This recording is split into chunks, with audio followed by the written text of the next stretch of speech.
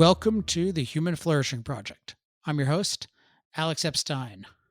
Before I get into today's topic, I just want to note that I'm releasing this episode on a Sunday, and I'm tentatively planning to do episodes going forward on Sundays. I have two reasons for this. One is I like Sunday as a kind of high altitude day for often on this topic on this show we're talking about kind of high altitude thinking about life. So I think Sunday is a nice day to listen to that kind of thing, particularly Sunday afternoon or evening. And the other related reason is that because I think of Sunday that way, and I often spend my Sundays that way, I like the idea of recording this show on Sundays, or at least recording most of these shows on Sundays, and then that enables me to schedule my Friday in a way where I'm doing more of the kind of work that I like to do on Fridays. So we will see how that works, but that's why this is coming out on a Sunday. Okay, into today's topic. Today's topic is one I'm sure you're not expecting. It has to do with the new coronavirus that we are dealing with as a virus and also as policy and economic implications of the policies.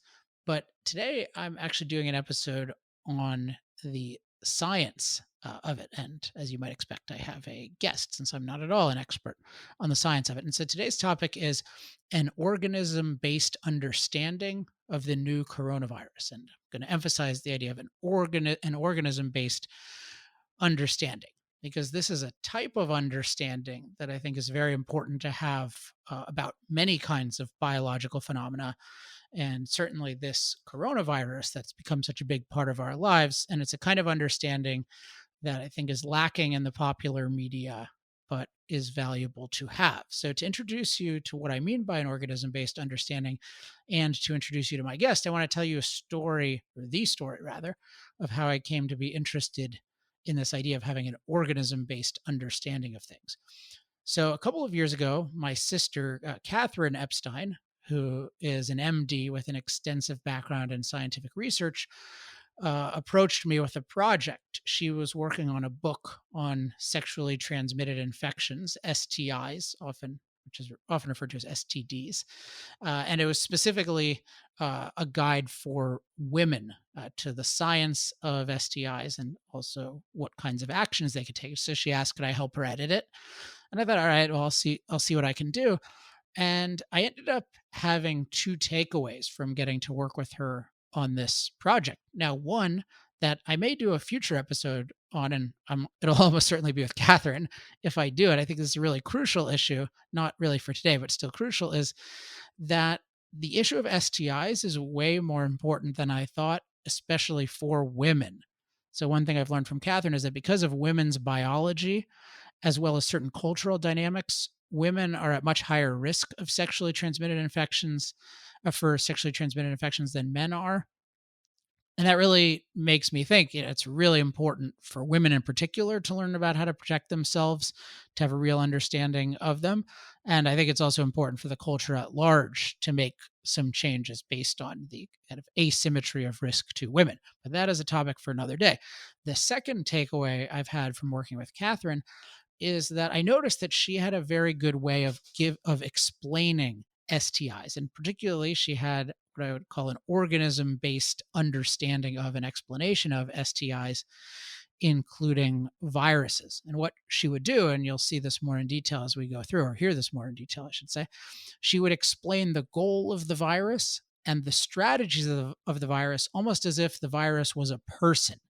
And I found that that kind of understanding of the goal and the strategies made it a lot easier to understand under what circumstances the virus is dangerous, and also what kinds of counter strategies can we take. And it made it more real what to do and why to do it versus just having it as this mystical, like, oh, there's a disease and we do something about it, and I have really no idea how any of it works. And so, as this novel coronavirus, I'll sometimes call it novel coronavirus, or SARS-CoV-2, I think is the most technical name for it. As it was clear this is a very big deal, I thought it'd be valuable to have Catherine help me get an organism based understanding of viruses in general, and then this virus in particular. And as I was talking to her, I thought, okay, listeners of Human Flourishing Project would also benefit. So it's pioneering. It's not the type of thing the show usually does, but I do think this will be valuable. So I brought her on. So without further ado, Katherine Epstein, welcome to the Human Flourishing Project. Hi, Alex. Thanks for having me. Good to have you here. So let's start off with this idea of an organism based understanding. Why do you think an organism based understanding of infections is so important? So, when I was in medical school, I actually really struggled to learn about infectious diseases. It was one of my toughest subjects because it required more memorization than any other subject. And I noticed that when we memorize things as medical students, we work really hard to cram a lot of information into our brains that we then immediately forget. But one day, my interest was piqued when my microbiology professor told my class something that really interested me, which was that women suffer far more from sexually transmitted infections than men do, both because we are more vulnerable to getting infected and we are more likely to suffer from negative consequences. So I became very curious about why that was, and I wondered if there was anything that women could do in order to have sex as safely as men do. As I began learning about different sexually transmitted infections, I began thinking about them less as these horrible diseases and more as unique organisms with their own goals and their own strengths and weaknesses. I began to be able to picture each of these sexually transmitted infections, what it would do if it got inside my body, and what I could do to fight back against it. And I found that thinking about sexually transmitted infections in this way made it really easy for me to remember a lot of things about them, including how they could hurt me and how I could protect myself against them. So I think that there are many aspects of medicine that are incredibly interesting and helpful for people to know about, but this information is rarely presented in a way that is understandable or memorable. And my goal with my book is to help people understand sexually transmitted infections in a way that they can remember so it can help them to be safer in the choices that they make. On this podcast, I will be trying to give you a more organism-based understanding of the novel coronavirus. I think this understanding could also help you make sense of all these random facts about the novel coronavirus that you are likely hearing and reading about. For example, you may have heard that it targets older people and people with chronic medical conditions. You may have heard that it can often be asymptomatic. You may have heard that in some cases it can cause abdominal pain instead of respiratory symptoms. Yeah, I just to second what you're talking about earlier, I noticed that just with diseases, it's has this they're really not explained, so it just ends up being this just malicious force in the universe, and it's just this thing, and like you get it, and you don't really understand how it works, and so I'm very intrigued by the idea of you understand it in terms of what it is as an organism, what it's trying to do, and I know that when you're thinking about an infectious disease, you're thinking about specifically. You've told me its goal, and then you've taught me that all infectious diseases use 3 types of strategies. So could you tell me about those? Yeah. So whenever I think about infectious disease, I always like to remind myself of its goal. And so an infectious disease has the same goal as any living thing, and that is to make as many copies of itself as possible. So I always remind myself of that. Like novel coronavirus is trying to make as many copies of itself as possible. That's just what it's doing, and the harm it's causing is really collateral damage. And in order to really understand how the novel coronavirus is accomplishing its goal, I focus on three specific questions. So I say, how does it grow? How does it hide? And how does it seek? And if I can answer these three questions, then I know I will have a pretty complete understanding of an infection, in this case, the novel coronavirus. And I will also, based on these answers, have some pretty good ideas about what specific counter strategies I can use to protect myself. So just to, I just wanna get a little more elaboration on so grow, hide, and seek. So does that grow inside your body? Yep. So how does it grow? Once it's gotten inside your body, how does it grow? How does it hide from you? And maybe the people around you? And how does it seek? How does it move from one person to another? Got it, and, we'll be getting in a lot more detail on that one with, this specific virus. Okay, so since the I like asking naive questions because I think that often we use terminology we don't know what it means. So this coronavirus is a virus. So before getting to the coronavirus, I want to ask, what is a virus and how do viral infections work? Because sometimes we hear about bacteria and viruses and viral infections and bacteria infections. So can you make sense of that? Yeah, and I don't think that's a naive question. I think that's a great question. I think it's always really helpful to get a more concrete idea of how these infections are working. So, a virus is a tiny organism that is really just a package of genetic material. So, you may have heard of DNA or RNA before. And DNA and RNA are the instructions that all living things use to build themselves. So, we're human beings. We're made up of cells, and our DNA contains instructions to make all the different kinds of cells in our bodies, from skin cells to muscle cells to eyelashes. So, just going back to what a cell is the smallest unit of ourselves that can be said to be alive on its own. If you break a cell down into smaller parts, it is no longer capable of living. So, I like to think of a cell as a water balloon, and I think that image captures that it has an outer covering and a bunch of stuff that stays inside. And it will lose its character if you burst it, it will die. So cells basically build themselves out of nothing. And in order to do this, they need two major components. They need instructions, which are DNA and RNA, and they need building materials, which are proteins. So if you're thinking about building a house, the DNA and the RNA are like a blueprint, and the proteins are the bricks and lumber. And you need both of these things to build the house properly. So I like that. By the way, like the cell thing, I find really helpful because I never. I mean, I'm sure I learned this in biology class, but it's very. I find it very clarifying to say like, oh yeah, this is like this smallest, almost self-contained unit, or that can be alive on its own. So sorry, interrupt you, but yeah, I like that way of thinking of it. thank you. So each cell in your body is made up of DNA and proteins. Um, but viruses are different. Viruses are basically only the instructions with no building blocks.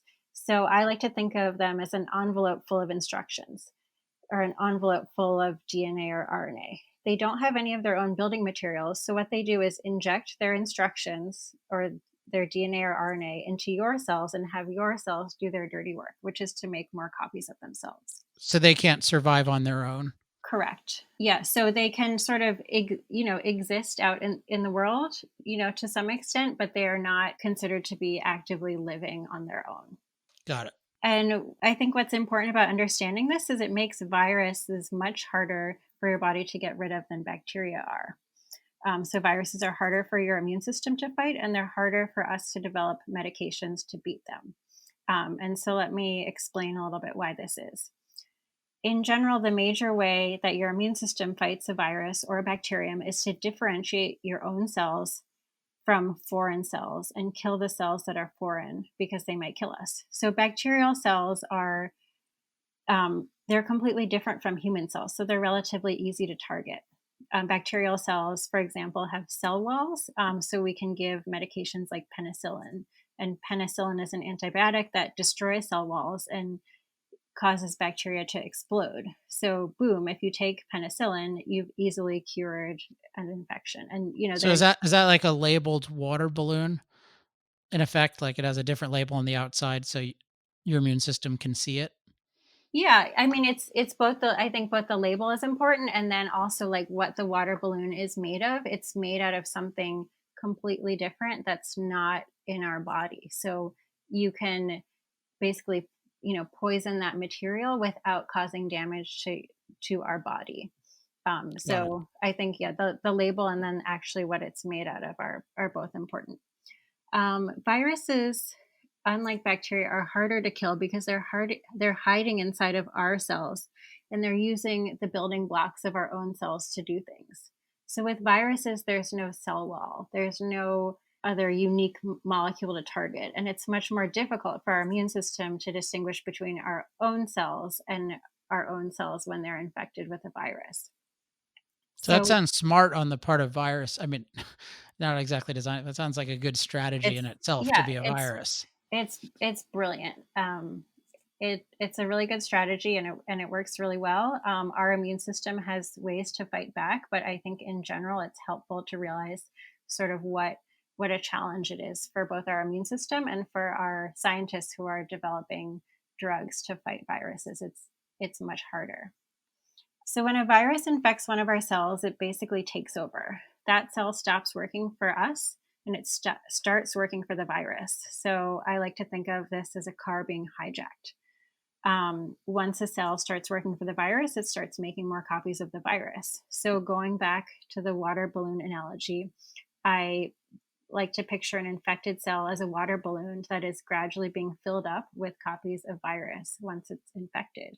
And when it gets full enough, it will burst and shower all the surrounding cells with virus so the virus can infect many more new cells. And that's how a virus can spread throughout your body. If a virus makes enough copies of itself and showers them around, it will the virus will eventually enter your bloodstream, and then it can spread all over your body and infect all the infectable cells it comes in contact with. So I will talk in a minute about what makes a cell infectable with a particular virus. But the number of copies of virus in the blood is often referred to as the viral load, which is a term you may have heard before. And the viral load is often a measure of how sick you are. So the higher the viral load, both the more sick you are and also the more likely you are to transmit the infection to another person. So, yeah, so just to summarize, viruses are harder to differentiate from human cells. And because of that, it's harder for our own immune system to get rid of them. And it's hard for us to find medications that can fight against them. Okay, another that so that thanks for that. That's very clarifying. Another naive type question is, what is our immune system and what are the basics of how it works? Yeah, so that's another great question. So, our immune system is what protects us from dying rapidly from all the bacteria, viruses, and fungi that we're constantly being bombarded with, but we're unaware of this fight going on. So we know that our immune system is doing this job for us even without our realizing it, because patients who have weakened immune systems, either because they have HIV, because they're getting chemotherapy, or because they're on medications that actively suppress their immune system, these patients with weakened immune systems get infections that healthy people never get. So I always think of the immune system as an incredibly sophisticated army of cells that systematically destroys almost any threat that enters your body. I think the immune system has come up in a lot of discussions of the novel coronavirus. So you may have heard that one way the novel coronavirus can kill you is to trigger an overwhelming immune response, which includes something called a cytokine storm. I think it's important to realize that when we get sick, there are actually two reasons why we may experience symptoms. So, one is the actual infection itself, and the other is our immune response to it. So, for example, when we get a cold, a lot of the symptoms we experience that make us very uncomfortable, like sneezing, coughing, watery eyes, these are all usually symptoms of your immune system trying to get that virus out of your body. So, anytime you get sick, the symptoms you have are usually some combination of the virus or bacteria actively destroying cells in your body and of your immune system producing symptoms in an attempt to fight back. So your immune system can cause a lot of symptoms that make you uncomfortable, and it can cause a lot of damage. However, it's always important to remember that your immune system is almost always helping you survive. I think we can hear about the cytokine storm, or like acute respiratory distress syndrome. And, those are immune responses that can be harmful. I think it's important to remember that your immune system is almost always helping you out. So I had an immunology professor once who gave a helpful analogy of this. So imagine that you're sitting in your home and someone lights your sofa on fire. And this fire is too big to put out with a fire extinguisher. So you call the fire department, and they come with their hoses and trucks and spray water over everything to put out the fire. So, in this analogy, the fire is the infection, and the fire trucks and hoses and water are your immune response. The fire trucks and hoses can cause a huge amount of damage, but ultimately, you're better off having the water damage than you would be if you had just let the fire burn down your house. So there are many cases where severe infections trigger a massive immune response that can actually kill you. And so people often think that if you could just dampen the immune response by giving immune suppressing medications, for example, then you can improve outcomes. And there are some very specific cases where this has been shown to help, but in general, it hasn't helped. And that's because if you suppress the immune system, the virus will have a better chance of overwhelming your immune responses and killing you. So, when I think of the immune system, I think about how perfectly calibrated it is to do its job of killing bacteria and viruses without causing too much damage to your own cells in the process. And any perturbation of the immune system can have negative consequences. So, when your immune system is too active and you get an autoimmune disease, so lupus, for example, your immune system literally starts attacking your own cells, and that can be really, really bad.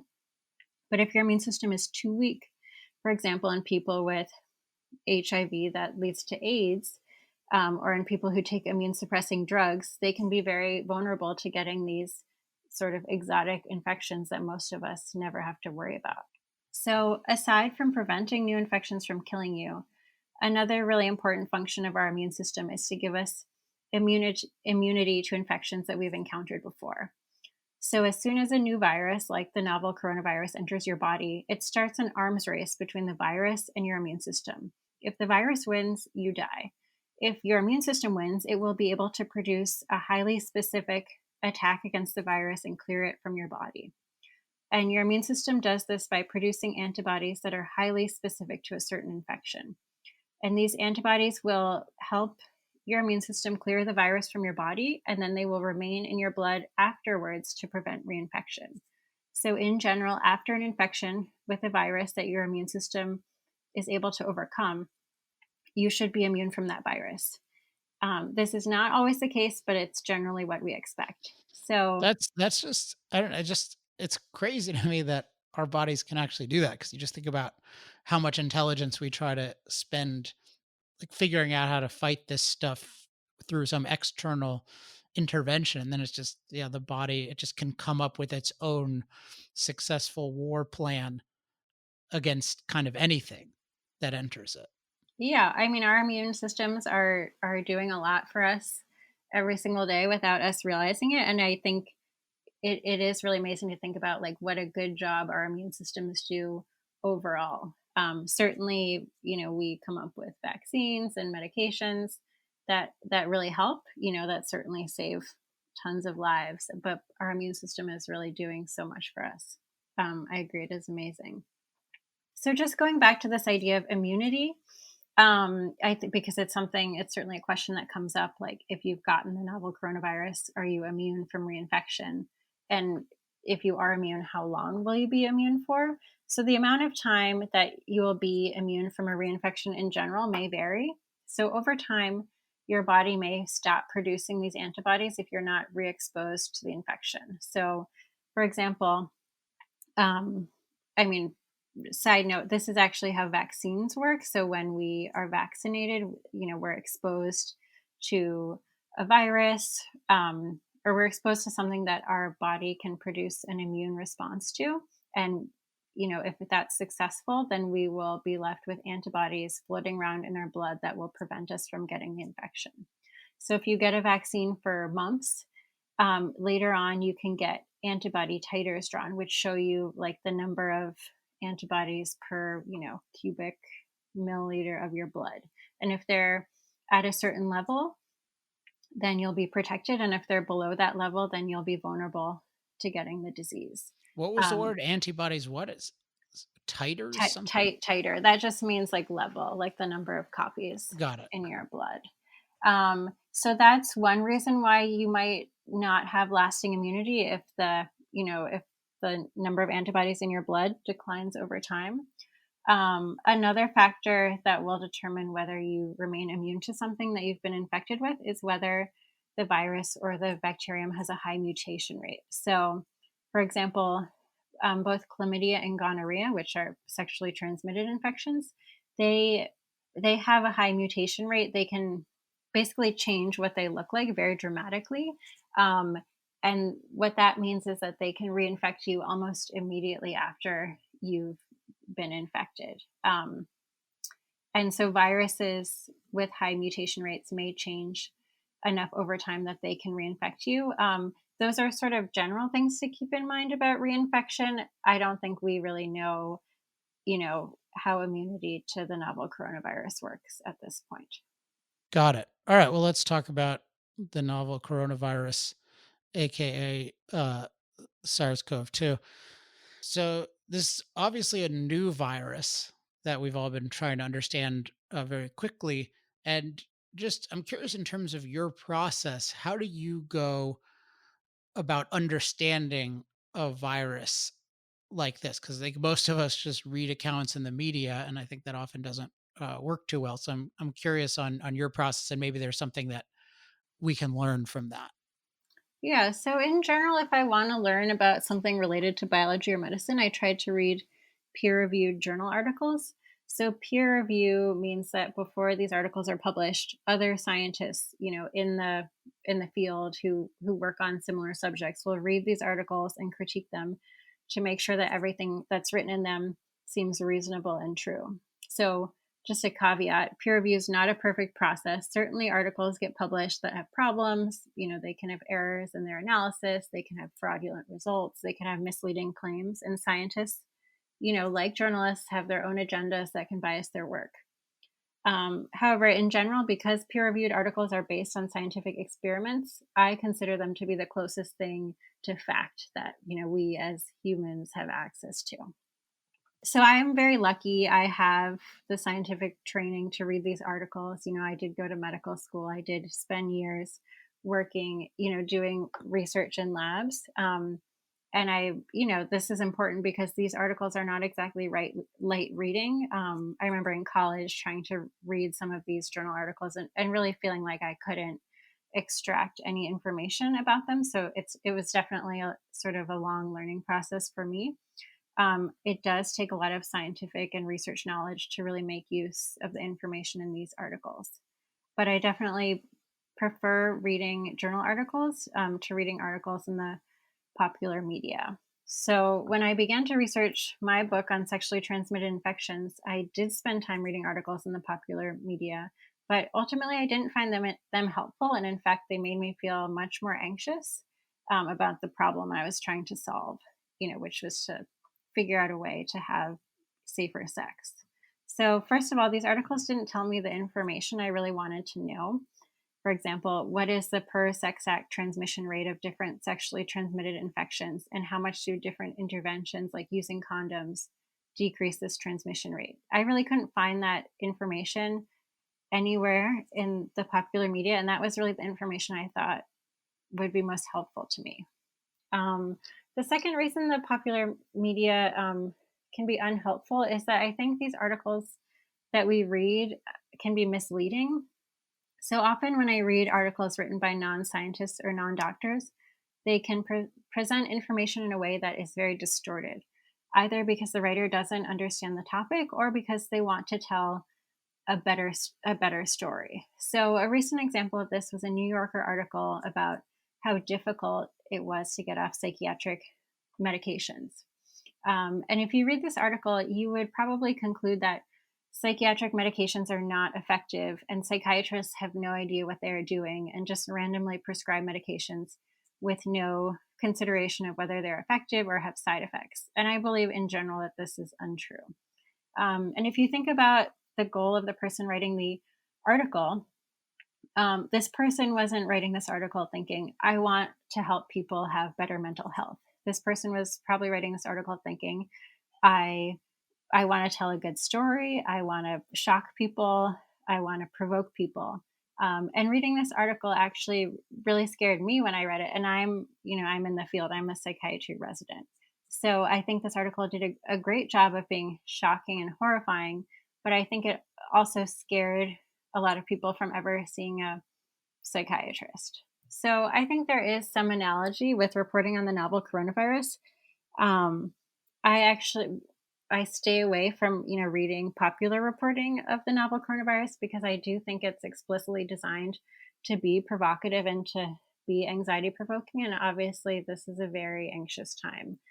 So if I have a question, I look for the scientific answer in PubMed, which is an online search engine maintained by the National Institutes of Health to search for research articles. So I do that rather than try to wade through articles that I feel are explicitly written to scare the hell out of me. Well, this is something I haven't thought to ask you before, but like, w- it's going to be hard for the rest of us. So, is there any, to do that? So, is there any, in terms of mainstream things or people, is there anything we should, we can look for as more lay people? So, I would actually recommend that you give PubMed a try. I mean, Alex, I know that you've sent me some articles.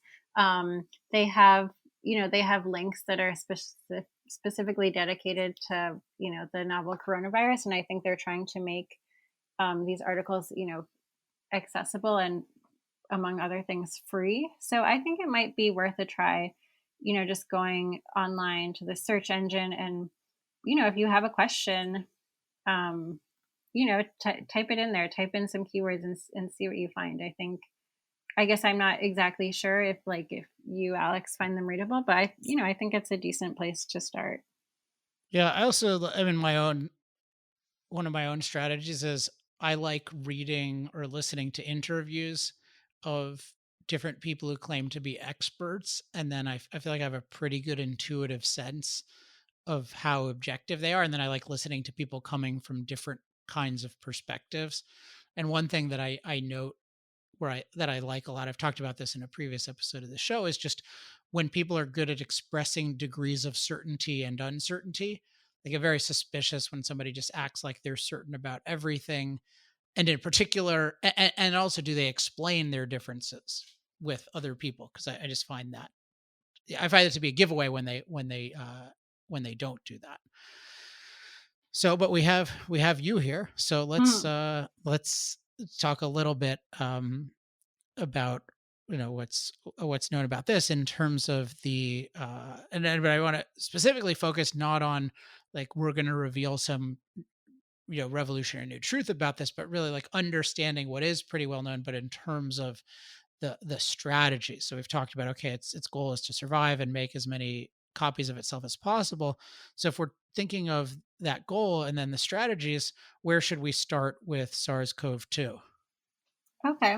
Yeah. So the first strategy is grow.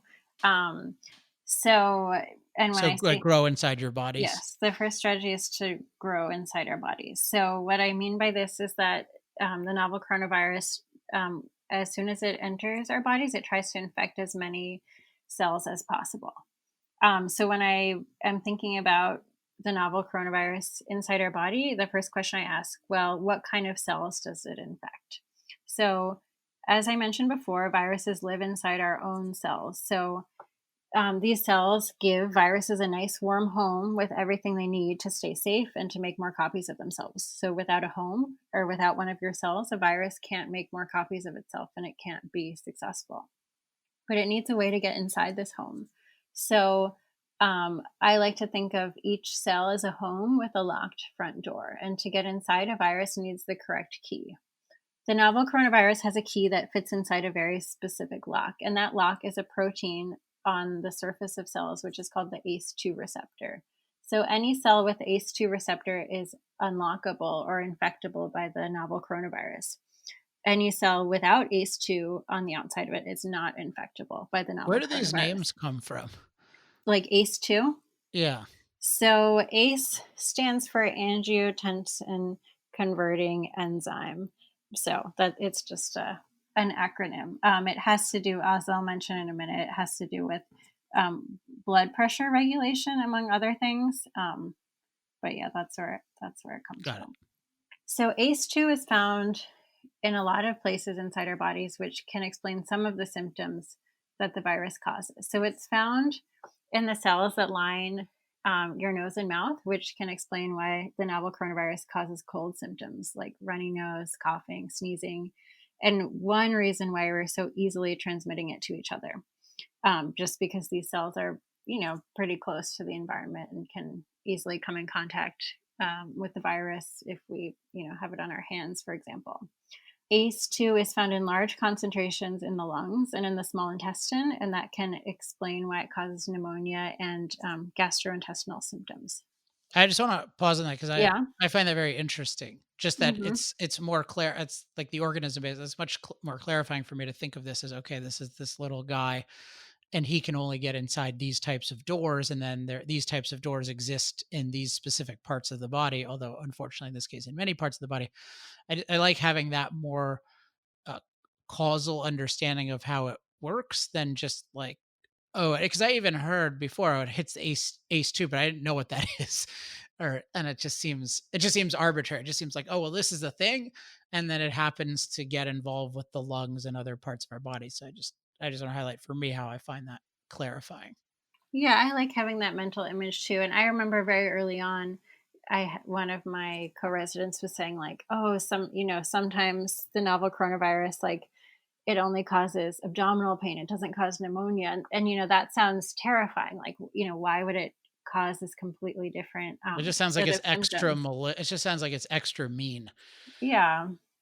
Yeah, so I do feel like it's somewhat calming to try to get this type of understanding, so at least you feel like you can picture what's going on, and hopefully other people will find that too.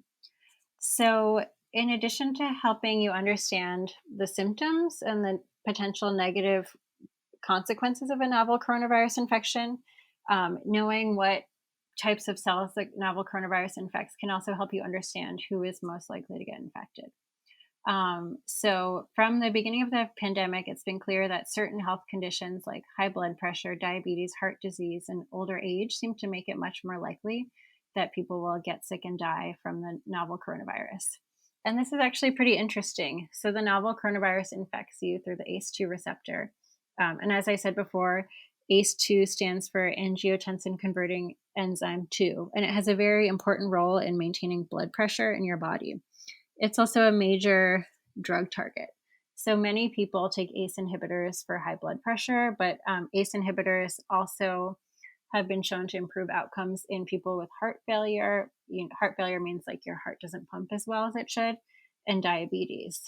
So people who have high blood pressure, diabetes, and heart failure actually all have increased numbers of ACE2 receptors, and this increased receptor expression likely means that they're more likely to get infected, more likely to get severe disease, and more likely to die. So wait, is that so infected is there's more places for it to enter, and then as it severe diseases, there's more it can spread around more? Yeah, that's that. I mean, I think it's probably somewhat oversimplified to say that, but that's how I think of it. There's more opportunity for this virus to find a hold in your body, more cells for it infect, um, and then yeah, it can be more likely that this infection will overwhelm your body. Got it. And I also like that.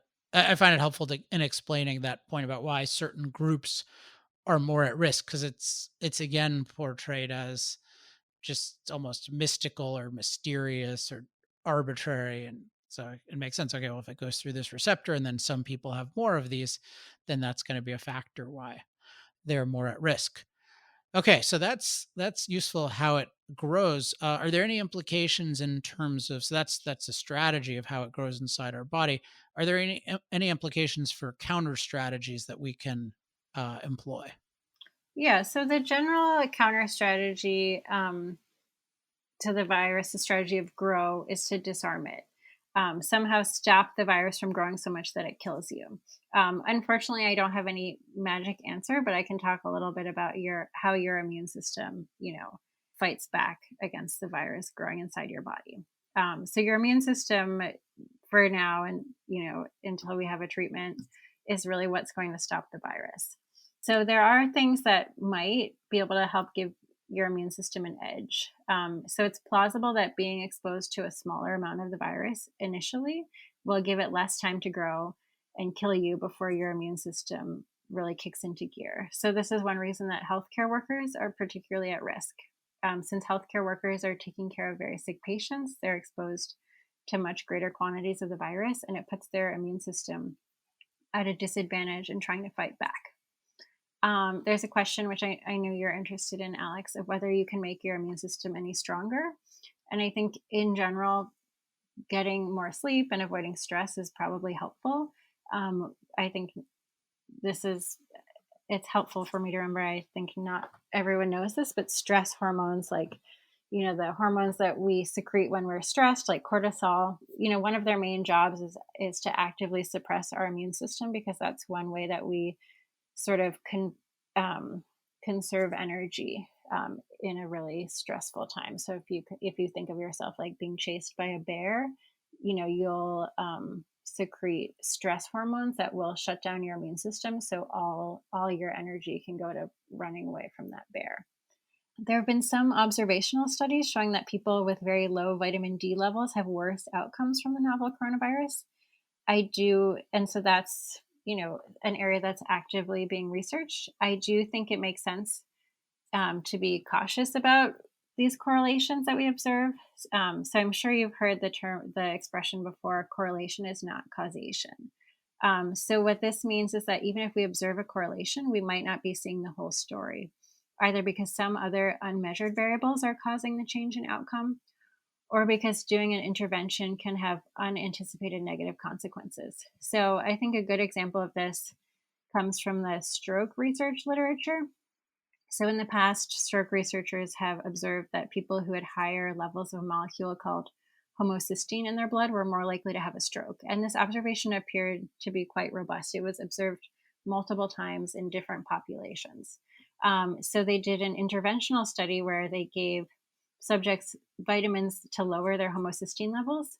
And they actually found that it didn't help prevent strokes, which is sort of surprising given that they had observed this correlation, in so many different people. But vitamin D is an area that's actively being researched. I think there are clinical trials going on right now, and it absolutely makes sense as something to investigate more. Alex, I know that you are particularly interested in how diet might affect our health and our immune system. And I'm not an expert on this, but I did want to describe one way that our diet can interact with our immune system, which I think is really important, but is also somewhat nuanced. So it's not necessarily as simple as if you eat a lot of carrots, you're going to survive coronavirus. Um, our diet does determine our microbiome, um, and our microbiome is basically all the bacteria that live in our gut. So the composition of this microbiome seems to have important effects on our health and on our susceptibility to different diseases. So it can be so important that people with this really horrible recurrent infection of their GI tract called C. difficile. Um, some people who have these infections, they get them over and over again, and they can actually die. These people can actually be cured by getting a fecal transplant, which basically gives them a new microbiome in their gut. And what I think is happening there is that the bacteria in their gut can sort of actively crowd out this new infection. And so if you have an unhealthy microbiome, you might be more susceptible to this infection. And if you have a quote unquote healthy microbiome, you could be more resistant to it. So that's just one example of how your diet, could affect your susceptibility to different diseases. Let me jump in for Yeah. 1 second because I think this is a. I just want to stress something that I think is an implication of what you're saying. Or so I think it's really valuable when that you're giving just these different parts of the equation. Even I like that you're stressing that there's a lot that there's uncertainty about and that you certainly have uncertainty about. But if you just think about, okay, well, it's the immune system is your key tool of disarming apps and other kinds of interventions, and then the dose of it entering your immune system can be a significant variable, and then also there are things you can there are things that affect your own immune system. I think just having that as a as a model of how these things work is very useful for the average person to have, and would be even very useful for the media to have, because one thing I've noticed is that there's almost no discussion of dosage. So it's just acted like, I mean, people acknowledge the thing about healthcare workers, but there's no real thinking about, hey, why might that be, particularly if they're healthy. It's just actually used to just scare people and say, well, like anyone, anyone can get it, and so we can't even know, so you all should be equally terrified. But there's no discussion of dose, which if there was, would I think actually encourage a lot of the different kinds of protective measures. We'll talk later about mechanisms of transmission, but the more you understand, oh, I can reduce the dose of it, then you might be encouraged to take certain kinds of protective measures where if you think, oh, well, I'm going to get it anyway, and that's your whole understanding of it, then you could really be hurting yourself and actually hurting others by not understanding that point about dose.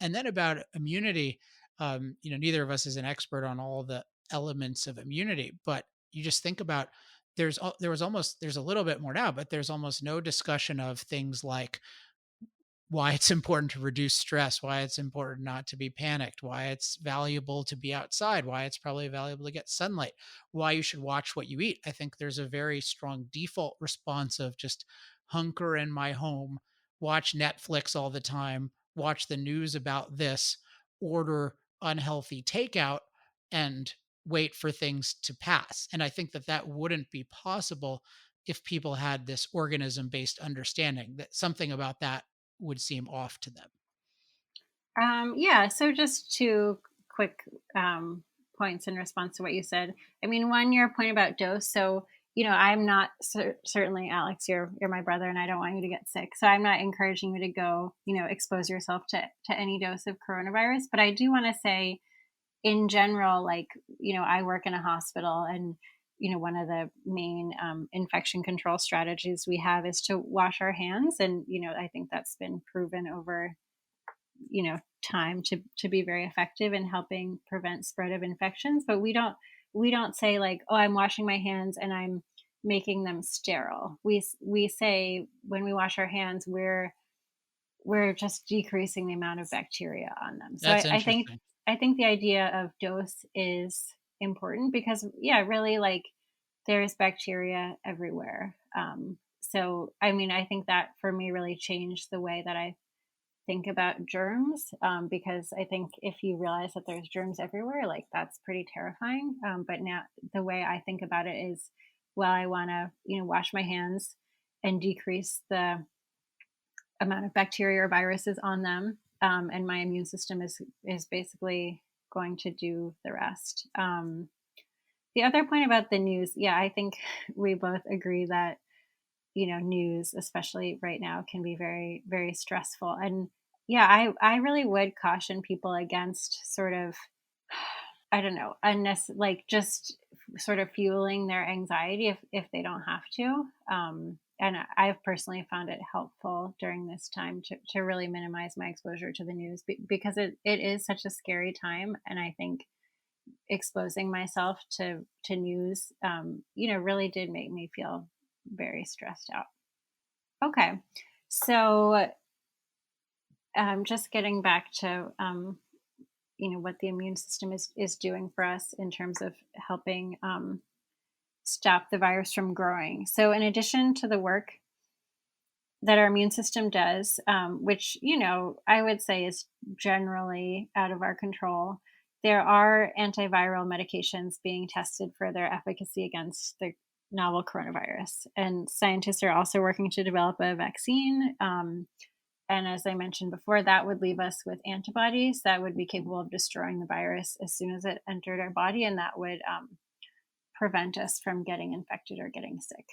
Um, Most of the treatments that we have right now are supportive, which means that they work to keep someone alive long enough so their immune system can beat the infection. So this is, when we talk about people being in the hospital, like, what are we doing for them in the hospital? We're putting them on ventilators if they can't breathe. So basically, we can keep them alive long enough for their immune system to sort of beat the infection. Yeah, so I like that, and I think it encourages, particularly over the long term, taking in a sense responsibility for one's immune system and not thinking of it as okay, whatever I get, the doctor's going to cure it in a mystical sense. But particularly with something like this, the doctor is aiding you, but it's aiding your immune system. So there's a lot that you can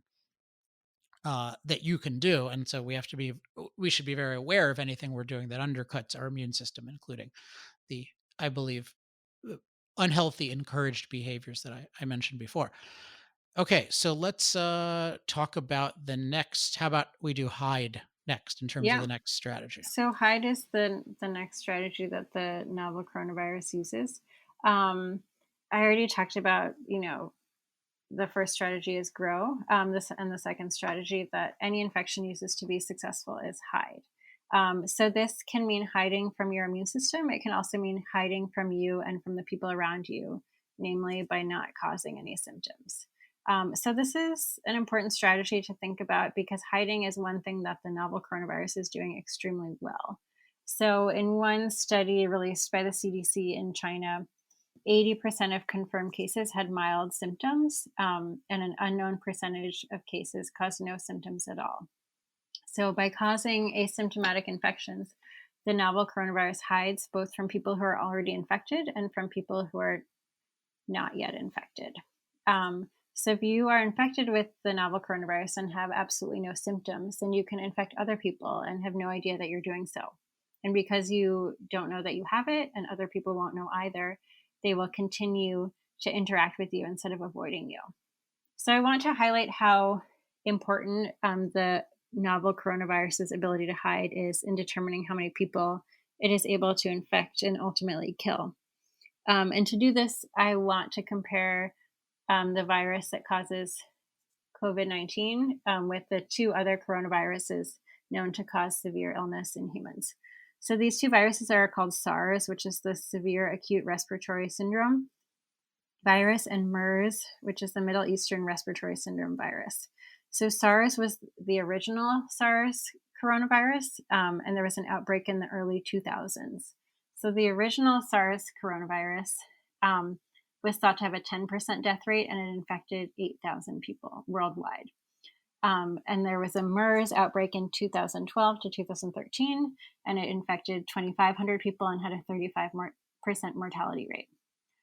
So, as of yesterday, the novel coronavirus had infected 4 million people and killed 280,000 people worldwide, despite having a much lower mortality rate. Well, I mean, that's diagnosed infection, so it's probably a lot more. Yes, correct. Yeah, I think we still don't know how many asymptomatic infections there are. So, one really important reason why the novel coronavirus has infected and killed so many more people is that it has this ability to hide from us while still being transmissible. So the SARS coronavirus has both asymptomatic and pre-symptomatic transmission, meaning that people can transmit the virus even when they have no symptoms or before they start showing symptoms, if they eventually do. So there are likely many, many examples of this. But one of the studies I read was a study of a family of 5 people in Anyang, China, who were infected when a completely asymptomatic relative came to visit them after after this relative visited infected patients in a hospital in Wuhan. So basically, this person visited infected patients in a hospital, traveled to Anyang, and while being asymptomatic, infected 5 family members. So, by contrast, SARS and MERS, the other two coronaviruses, only became transmissible after people started showing symptoms. So, it was much easier to isolate them and the people they had come into contact with while they were infectious. So, this asymptomatic and pre symptomatic transmission is a major reason why the novel coronavirus has been so difficult to contain. All right, so that's strategies. So what's the counter strategy to hide? I mean, I have to imagine it's testing, which we hear a lot about.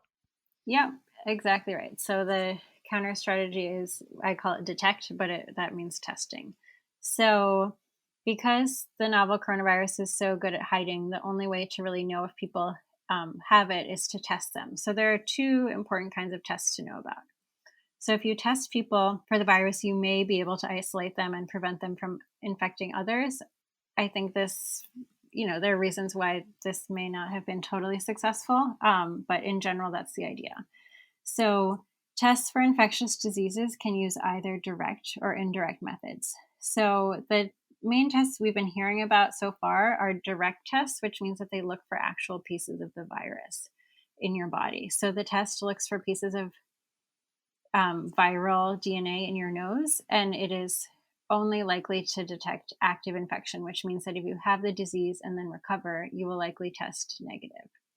So, one point I want to make about testing is that it is not perfect. So, what I've heard about the tests being used in hospitals right now is that they have a 70% sensitivity, which means that assuming you are infected, there is only a 70% chance that you will test positive. So, many hospitalized patients are being tested multiple times if they test negative initially. So, as an example, if I had symptoms and I tested negative, there would still be a decent chance that I was actually infected with the novel coronavirus. I think this is just something that people who aren't in medicine don't hear about or realize that basically any test you take is not going to give you a perfect answer. There's really, even if you are negative, there's still this possibility that you could be infected. The second kind of test to know about is I call it an indirect test, and these are antibody tests. So, as I said before, your immune system produces antibodies in response to an infection. And in general, it takes your body a while to produce these antibodies. And in general, antibody tests often take to up to a month to turn positive, but they can tell you if someone has had an infection in the past.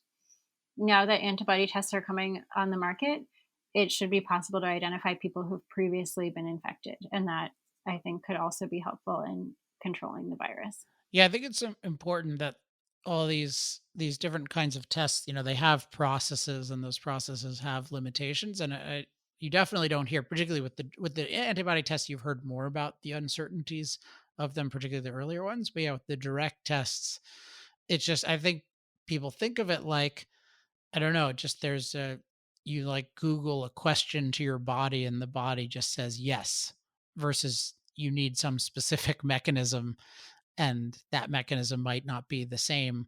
That what you're testing for, the process might not is not going to be 100%. Although I mean, would you expect it'll get significantly better over time than say 70%? Honestly, I'm not sure. I mean, one reason that sensitivity can be low is not necessarily the fault of the test per se. It's that basically it can take a while to get a sort of enough copies Mm, of the DNA or RNA, you know, to basically like your people. I think people were testing like in the nose, but I think maybe we'll move to saliva. But basically, you need enough copies to detect. And so it's not necessarily the fault of the test, but that sort of happens at a certain time course. And so you may just be testing people before they're really detectable. So I think one example I like to use when talking about sensitivity is like a pregnancy test. So, you know, if you're pregnant, like you're still pregnant, but it takes a while for the level of, you know, beta HCG, which is what we think of the pregnancy test hormone, to get high enough to either show up in your blood or in your urine. So it's not, so I think it's something similar happening with the novel coronavirus. Just you need to get to a point where there's enough genetic material to detect. gotcha. All right. So we have grow, we have hide, and so I guess that means the last one is seek. Yeah. So the third strategy that the novel coronavirus uses to make more copies of itself is to seek out new hosts to infect. So finding a new host means that there are many new cells to infect, with each cell providing a nice new home for the virus and giving it much more opportunity to make more copies of itself. So finding a new host is a great strategy for the virus. So, understanding what cells in our bodies that the novel coronavirus infects can also tell us some really important things about how it is transmitted. So, I mentioned earlier that the novel coronavirus uses ACE2 to infect cells. And I also told you that ACE2 can be found in the lining of the nose and mouth, which explains why it can cause cold symptoms. So, then in the nose and mouth are quite accessible to the virus, and that might be one reason why it's so easily transmissible. ACE2 is also found in the lungs. So the novel coronavirus likely travels from the nose and mouth to the lungs in cases where it causes more serious infections. There's also ongoing discussion about aerosol transmission, which theoretically can I guess in aerosol transmission, you would have particles that are floating around and you could theoretically inhale them directly into your lungs. And that may be another way that the novel coronavirus seeks out new hosts. So it ACE, needs, I mean, it is, I think one just take away if it's okay. So like just it's important there's some physical means of transmission. It's not magical. And so what we want from researchers is to give us a more and more precise account of that, or at least the options and how it works. And I think that can help, knowing there has to be some physical pathway of transmission helps demysticize it, and also hopefully make people less fearful about these kinds of things. yeah, it's not magical, and you also need, the virus to get on infectable cells. So like, so if you get coronavirus on your arm, like you're not going to be infected because your skin is providing a barrier. Um, so ACE2 is also found in the small intestine, and the novel coronavirus can cause diarrhea. So this is another potential route of transmission, which we call the fecal-oral route, which basically means that you poop something out that eventually someone else eats, and that's how the disease is transmitted. Although this is a theoretical route, I don't know that there's been transmission confirmed using this route. So, yeah, I mentioned earlier that people with pre-existing conditions like diabetes, heart disease, and hypertension were more likely to die from the disease. I think it also makes sense that they're more likely to be infected in the first place because of their increased number of ACE2 receptors. So I think one of the many reasons why this pandemic has been so difficult is that we all feel so vulnerable to getting sick and even from dying from this virus. And I think, we're Alex, you and I are in our 30s and we're healthy, and we'd like to think that we're not vulnerable, but there are certainly cases of young, healthy people getting very sick and even dying. Um, Yeah, I mean that's true, and it's important to understand the mechanisms of that. But I mean, I think everything shows the probability of that is way, way lower than, you know, obese uh, person who's 85. So yeah, I don't think we all need to be equally terrified. yeah, I would agree with that.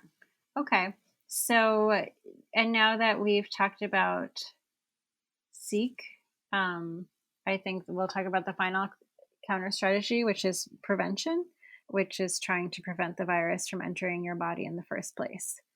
Yeah. So just going back to what I was saying about us being healthy and hoping that we aren't vulnerable. Um, there are many factors that protect us from the virus. So young age, lack of health problems, hopefully lower ACE2 expression, hopefully a strong immune system. I would say these are largely outside of our control, but they all are. They're all sort of working for us and help helping keep us safe or from suffering major harm if we do get infected. And then on top of that, we have the strategy of prevention. And I think it does make sense. The more risk factors you have, like the more careful you really need to be. So prevention means trying to limit or eliminate the chance that you will be exposed to the virus. And I would say it's definitely worth trying to avoid getting infected, especially if you're in a higher risk category. And, I think everyone knows there are a lot of recommendations of, what to do. So, including hand washing, wiping down surfaces, wearing masks, social distancing. I think at this point, unfortunately, we don't really know how much these measures help. Although, I do think hand washing is always a good idea. So, unfortunately, I don't have any like slam dunk, prevention strategies that you haven't heard of. But I think hopefully I've given people a helpful way to think about this disease and, what sort of intrinsic protection that we do have. Just one point to make that I find helpful Hmm. about having this overall strategic model is that if we think about, particularly with there's disarm and then there's prevent, like those, like I'm much more like I'm more likely to take prevention strategies that are not at the expense of disarm. So, Hmm. and so so I think in those terms. And so even like earlier on, I'd think of, okay, well, I could, um, certainly in a lot of my activities, it was very easy to socially distance myself. And that was good. So I would go outdoors and I would socially distance myself, but I would not like sit in the house all day so that I could maximally socially distance myself from everyone by like 100 feet, because I felt Mhm. like this is going to, and particularly if I think of, oh, this is going to be 18 months until there's a vaccine, I just think I do not want to, even just with the virus, leaving aside the rest of my life, I don't want to make it so that it's harder and harder for my body to disarm this thing by making me inactive and all these other things. So that's just one thing I find helpful about this perspective is just not think of these in isolation, and to think of as much as possible, how do I harmoniously improve these things? Mhm. Yeah, and I'm certainly a big fan of exercise, and I've found I've certainly been exercising throughout this, and I definitely am not interested in stopping. So I would agree with that. All right. So we have um, so we've gone through, well, I was going to give a summary, but I might as well let you give the summary. So what do you think at a high level we should take away from this? And then I might have a few comments. Okay. So just briefly, like all viruses, the coronavirus is a package of genetic material or instructions. It doesn't have any easy targets like a cell wall that we can use to fight against it. And this puts our immune system and any medications we might use to try to fight it at a disadvantage. The novel coronavirus, like all living things, as I've said, is just trying to make as many copies of itself as possible. And in order to do this, it's using the strategies of grow, hide, and seek. It grows inside of our bodies by infecting as many cells as possible that have the ACE2 receptors. It hides from us by not causing symptoms so that we can unknowingly transmit it to each other, and it seeks by traveling in secretions from our nose and mouth and getting into the nose and mouths of other people and then traveling to their lungs. It's also possible that it's being aerosolized, for example, during speech, and then being inhaled directly into the lungs in some cases.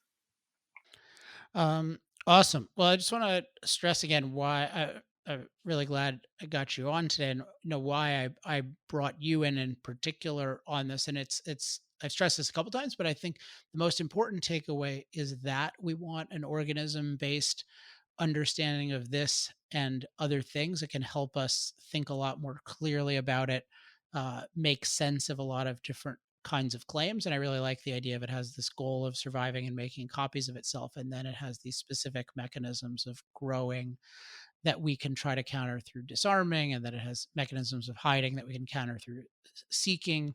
And then it has these mechanisms of, what's the last one? Sorry, we can counter the hiding by detection, Oh, um, there you go. and So, then the good. You passed seeking, the test, correct. then the And then the seeking seeking with week prevention. with prevention. Yes, thank you. So I'm not as good a student as I thought.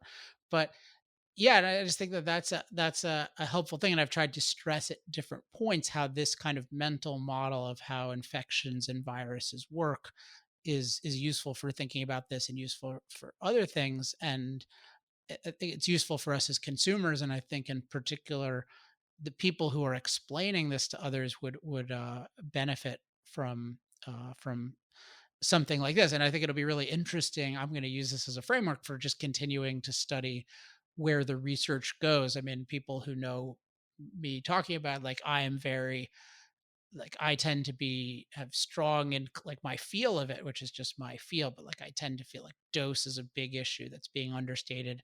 Immune system is like there's a lot more leverage over that than people think. And at the moment suspect that aerosolized transmission is a much bigger deal than we're talking about. But I can't definitively say all of those things, but I do find it very helpful to have this framework where I can then follow the research. So, Catherine, thanks a lot for being on the show. Are there any final messages you want to give to the audience? I don't think so. Alex, it's always fun to talk to you, and thanks for having me on. All right. Thanks again to Katherine Epstein. So, just to wrap up the show, hope you enjoyed that show. Departure from the usual show, but I think hopefully this one of the things I talked about very early on in this show is how I'm very interested in better ways of understanding and explaining things. And I've since I've been working with Catherine on her project, I've become really interested in how do we understand and explain, particularly things in the realm of biology, because they're so important and we talk about them so much in abstract terms, but I think with so little understanding of how they actually work. Okay, hope you enjoyed the Sunday episode. As always, if you have any questions, comments, love mail, or hate mail, email me at alex@alexepstein.com. To join the discussion on Facebook, go to facebook.com/human flourishing project. To get weekly updates, go to humanflourishing project.com. And if you like the show, the best way you can pay for it is by spreading it to others. So share this episode or some other episode with somebody else. The more you do that, the more listeners we will get, the bigger community we will get. So thanks for everything. Thanks again to our guest. I'll be back probably next week, maybe the week after. In either case, until then, I'm Alex Epstein. This has been the Human Flourishing Project.